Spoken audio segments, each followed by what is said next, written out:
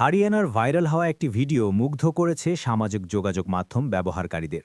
একজন মৃত ব্যক্তি দাফন কাজে যাওয়া মুসল্লিদের এমন কর্মকাণ্ডে অভিভূত হয়েছেন সবাই। হরিয়ানার ভাইরাল হওয়া একটি ভিডিওতে দেখা যায় কোনো একজন মৃত ব্যক্তির কবরে মাটি দিতে উপস্থিত হয়েছিলেন হাজারো মুসল্লি। কবরস্থানে যাওয়ার জন্য যে পথটি ছিল সেটি ছিল খুবই সরু, তবে সরু পথের পাশেই ছিল একটি ক্ষেত এবং ক্ষেতে বিছানো ছিল কাটা ফসল। অপরদিকে কবরে মাটি দেওয়ার জন্য উপস্থিত হয়েছিল অনেক লোক। এত লোক সেই সরু পথ দিয়ে যাওয়ার সময় কৃষকের কষ্টে ফলানো সেই ফসল নষ্ট হয়ে যাবে এমন আশঙ্কায় উপস্থিত মুসল্লিরা কৃষকের সেই ফসল তুলে নিয়ে পাশে একটি জায়গায় স্তূপ করতে শুরু করে।